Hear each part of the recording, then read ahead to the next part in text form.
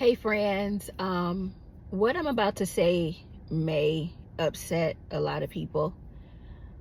Um,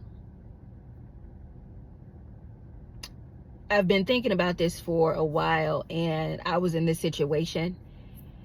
Um, so let's get into it. Some people, God will place in our lives to, I know everybody's heard this, and it's like, okay, so everybody knows that some people are in your life for a season. But what I've found out is that God will place people in your life temporarily sometimes. And temporary doesn't have to be a month or two, it can be 23 years. And He's using you to show your significant other or friend or family member a different way of life, right? And the indicator that this is happening for me, it was like, hold on guys, let me pull my seat back real quick because we about to dive in. The indicator for me was that, and in previous videos I did tell you guys that I just back in April I filed for divorce, and it was finalized in August. But this divorce was not like a, oh, I hate you, or I'm getting ready to file child support, and I'm getting ready to, on my end, because I actually gained more than I lost. So there was no reason for me to be upset. There was no reason for me to be mad. There was no reason for me to be bitter. There literally everything. It almost is as if God had everything lined up. I know that sounds crazy, but it really, literally, my life has been like boom, boom, boom, boom, boom. Like every obstacle already had a solution. And like I said, I can't speak for the other party, but I can only speak on my behalf. I wholeheartedly feel like my job was to show him a different way of life than how he grew up. Now, free will is a thing, so we have the opportunity to, because I'm not perfect. There were things that I did in my past when I was growing up that are very, very, very unfavorable. In fact, I would go as far as to say that if I can turn it around, I would. But every time I did that specific thing, God was able to see how remorseful I was. God was able to see how hurt I was. God was able to see, even after the case, how broken down I was. But then He also saw me make a change. He saw the transition from living any kind of way, or I won't say any kind of way, I was never promiscuous, but He saw me make a change, a conscious change. And that's what God wants us to do. He knows that He didn't create us perfect, right? He knows that we're going to mess up and mess up and mess up. But the beauty in all of this is that we have a merciful God. We have a very merciful God. He actually is just waiting on us to change. The unfortunate thing is that some people just never do. Never. I've known people their entire lives, and after 30, 40, 50 years, they're still the same. Sometimes worse.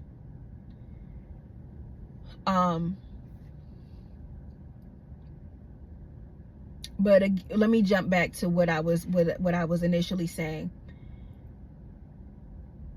I really am kind of on the seesaw about talking about this kind of thing, because I'm not an advocate for divorce.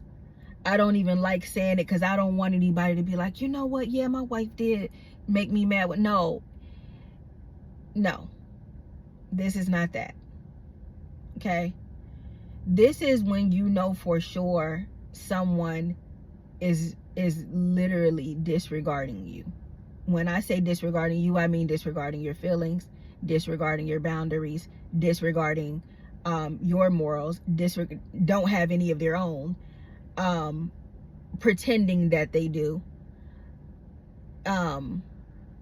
This is that. This is not, oh, he forgot to take out the trash, I can't deal with this anymore. No, this is not she spent too much money, oh, I can't get. Now that's kind of iffy, but the reason why I say even that is because this is like where these are things that only one person of the relationship can change.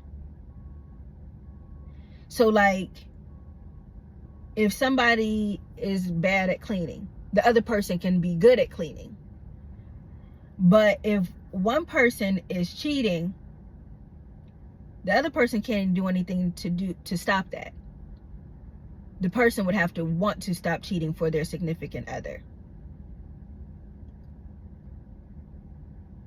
If one person is going back gossiping about somebody, if your friend is gossiping about you and you hear about it, there's nothing you can do to stop that. Well, at that point, probably the trust is going to be broken and the relationship's going to be strained anyway, but there's nothing that you can do about that. The friend would have to want to stop. But they were supposed to look at you and see how pleasant you are to be around, and still fun, to see how funny you are without having to talk about people, without having to slander people, to see how smart you are without having to take anybody's ideas, without having your own, how creative you are. They were supposed to look at that and then dig deep within themselves and see what gifts they have. Okay?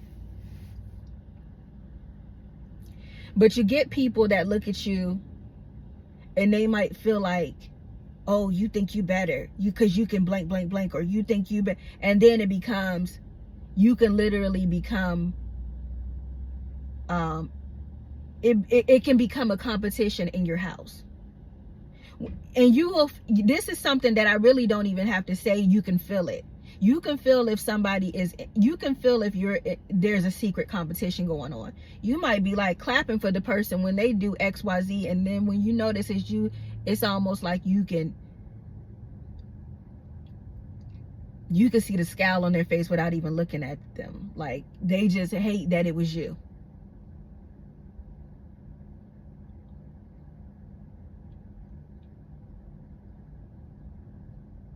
I have people literally that don't like me because of how I overcome things. They almost think that I don't go through nothing. I've had people actually tell me, oh, I guess you don't go through nothing. No, I do. I probably go through more than they do.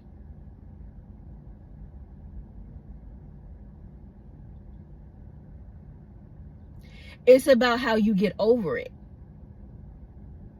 That's the thing. And they don't like it. They hate it. They hate you for it. Because they don't understand what it is that you're doing that they're not doing, when really all you're doing is being positive. All you're doing literally is treating people right.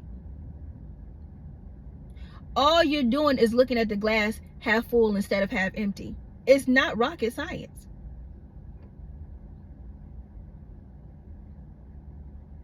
All you're doing is constantly looking for solutions instead of focusing on the problem. But then you have people who want to sulk in the problem. And you don't have time for that because you're steady finding solutions. And you begin to realize that by dealing with... Sorry guys, my phone got overheated. I'm in the car waiting on my next order. But what I was saying was, you eventually, and sorry about the view, because again, I got to hold my phone down here because so it doesn't overheat. You begin to realize that by dealing with these individuals, you're giving up your precious energy. Okay? And then it becomes a question of, or a decision as to whether you want to continue to let this person drain your energy, or if you want to take your energy back and move on and live your life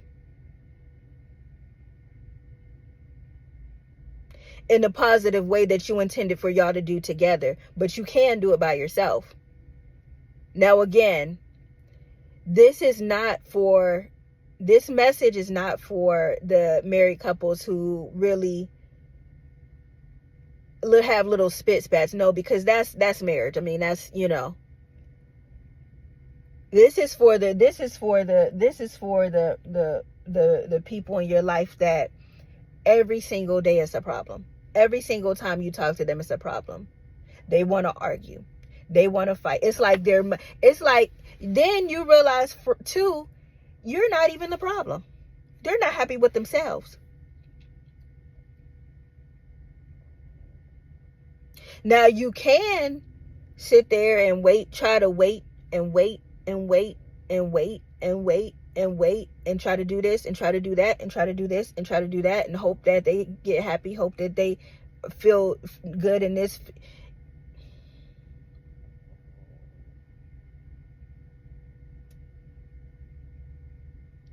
But ultimately, nothing's ever going to work until they decide that they want to make a change.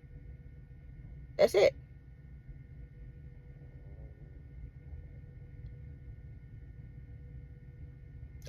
And sometimes you can look up and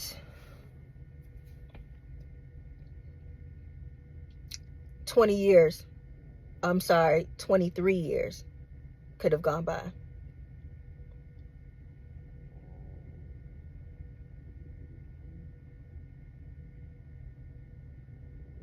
Yeah.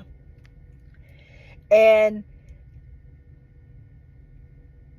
honestly, in my situation, God had given me permission to exit the stage years ago.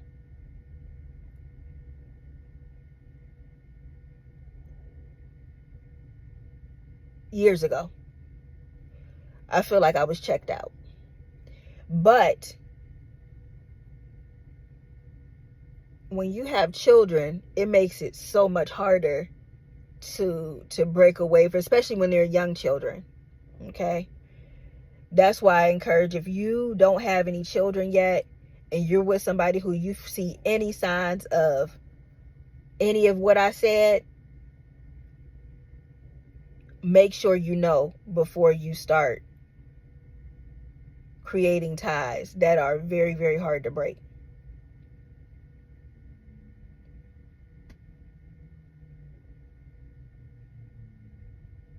I don't feel like my time was wasted. I feel like, and the indicator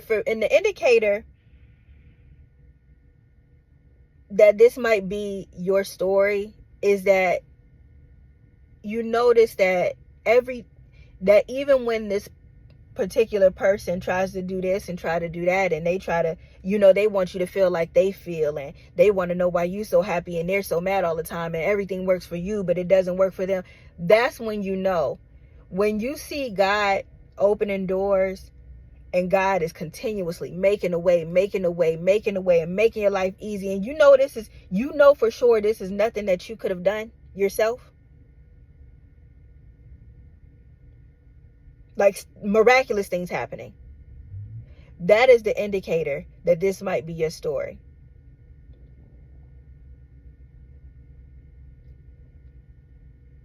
And it's not even that God favors you more, or it's that God sees you actually trying. God sees you don't have that I don't care attitude. I don't care. He sees that you actually care about what he thinks. Enough to not do this or not do that. And even if you haven't always been like that, you are now. And you're rewarded for that. That's how we do with for those who do have children like myself, that's how we do with our children. Good grades get rewarded. Good deeds get rewarded.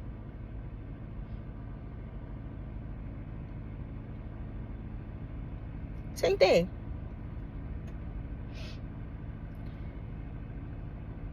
But when you want to slander people's name and steal and scam and do all this, yeah, the devil might let you touch it for a second to make you think you got something. But you know as well as he know how they got it. And it sounds like I'm jumping all over the place, but I was dealing with a person who was literally all of this wrapped in one. And I'm not going to turn this into a slander campaign, but it is what it is.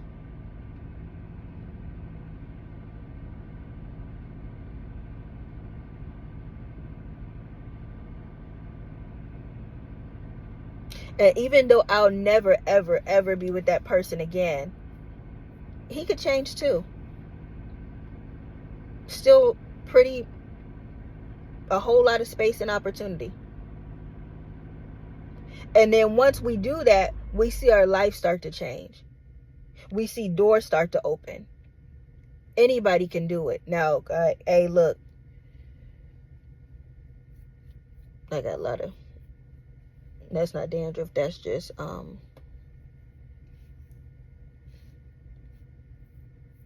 Not... Was that setting lotion? Dried up setting lotion. But karma is still a thing too. And it has to be paid. One time he said, well, what's your karma? Hey, it might have been staying with him that long. Paying back karma for things that I've done. Who knows?